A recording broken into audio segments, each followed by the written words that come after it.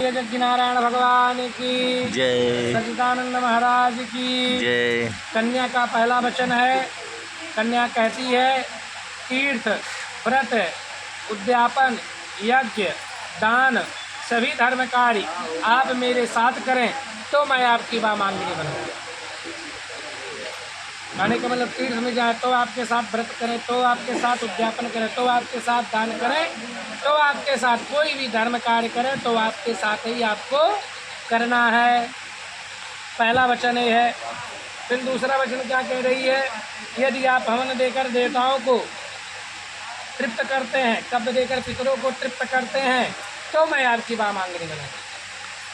मैंने हव्य वाहन मैंने जो स्वाहा स्वाहा होला भगवान के पूजा के बाद उसे देवता लोग तृप्त होने, कब्य माने जो पिंड पानी दिया जाता है, यह सब करे तो मैं आपकी वामांगिनी बनूंगी।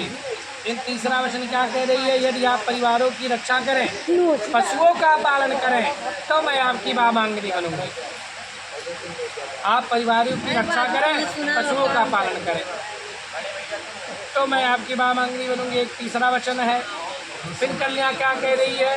यदि आप आय और व्यय और धन को भरकर गृहस्थ आश्रम को संभालें तो मैं आपकी वामांगिनी बनूंगी। धन कभी भी आपके पास बहुत ज़्यादा अगर आ जाए तो बहुत प्रसन्न नहीं होना चाहिए, और बहुत ज़्यादा अगर व्यय हो जाए तो बहुत दुखी भी नहीं होना चाहिए, क्योंकि गृहस्थ आश्रम को चलाने के लिए दुखी और बहुत खुशी का कोई चांस ही नहीं है। मीडियम में रहे तो ज़्यादा अच्छा गृहस्थ आश्रम का धर्म का पालन हो सकता है। इस प्रकार से करना चाहिए। कह रहे हैं और क्या? यदि आप देवालय, बाग, कुआं, तालाब बनवाकर पूजा पाठ करवाते हैं तो मैं आपकी वामांगिनी बनूंगी। माने कोई अगर भगवान उस लायक बनाएं, उस पद पे पहुंचाएं, कभी भी ये काम अगर करें तो हमारे साथ ही आप करें। फिर क्या कह रही हैं? छठवां वचन कि यदि आप अपने नगर में अथवा किसी अन्य शहर में व्यवसाय करें, रोजी रोजगार करें तो मैं आपकी वामांगिनी बनूंगी। अंतिम वचन क्या कह रही हैं? यदि आप किसी भी पराई स्त्री को ना स्पर्श करें, कितनी भी लोभवान हो, कितनी भी सुंदर हो, कितनी भी आकर्षित वाली हो, उसके तरफ आप आकर्षित ना हो तो मैं आपकी वामांगिनी बनूंगी। यह सातवां वचन है। सातों वचन आपको स्वीकार है? हाँ, इसे तेज बोला है। अब आप भी कन्या से 5 वचन कह रहे हैं, इसको प्रेम से आप भी सुनिए और कन्या भी सुने, क्योंकि कन्या को इसको पालन करना है। आप क्या कह रहे हैं? जब तक मैं घर पे रहूं तब तक तुम कीड़ा करो, अमोद करो, प्रमोद करो, शरीर में उपटन लगाओ, तेल लगाओ, चूटी कुटो, सामाजिक कार्य में जाओ, दूसरों से भी हंसी मजाक कर लो, लेकिन मैं घर पे ना रहूं तो यह सब बातों से तुम्हें मुंह मोड़ लेना है। यह पहला वचन है।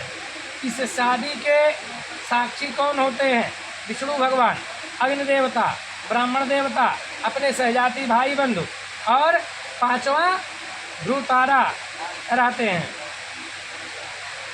उसके बाद क्या कह रहे हैं कि तीसरा वचन में कि हमारे चित्त के अनुकूल तुम्हें अपने चित्त को रखना है। चित्त माने मन।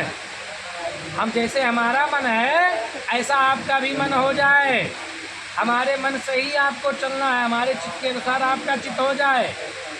हम अपनी बात जो कुछ कहे उसे आपको अपने मन में ही रखना है, और वचनों का उल्लंघन जो हम कुछ कहे नहीं करना है। और जो मैं कुछ कहूँ उसे सदा अपने हृदय में रखना है। यही पतिव्रता धर्म का पालन है। फिर क्या कह रहे हैं कि मुझे जिस प्रकार संतोष हो वही कार्य तुम्हें करना है, और मेरे भाई बंधु के साथ आदर भक्ति भाव रखना है। संतोष का मतलब कि जैसे आपके मन कह दे कि हम जाए सोहरतगढ़, अब आपके मन कह दे जाए कि हम गोरखपुर, तो पटरी कैसे खाई?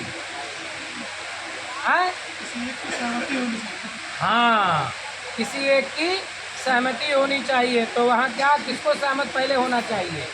आपको पहले आप ही को सहमत होना चाहिए कि नहीं कि मैंने पहले अपन बात जबरदस्ती करवाए। इसलिए पहले ही बोल दिए कि हमारे चित्त के अनुसार आपको चित्त रखना है। जैसे हम सोचे वही आपको सोचना है। तो उन्हें जिस प्रकार संतोष हो पहले वह कार्य कर लेना है, उसके बाद आपका भी कार्य होना चाहिए। इसमें कोई संदेह की बात नहीं है।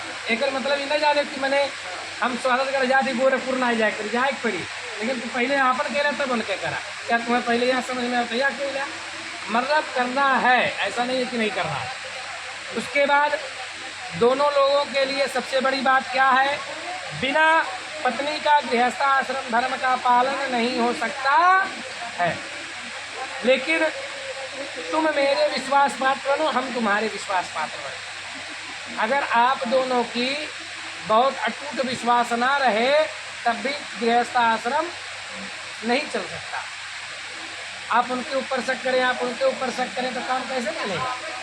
छोटी छोटी बातों के लिए झगड़ा करें, बात विवाद करें तो कैसे काम चलेगा? नहीं चलेगा। इसलिए दोनों लोग को विश्वास आपको उनके प्रति रखना, आपको आपके प्रति रखना है।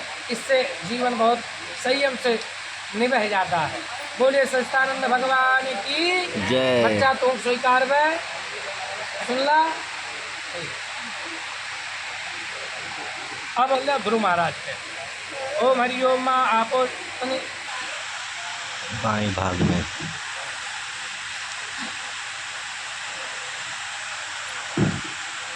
बहु आपन हाथ ऐसे हृदय के पास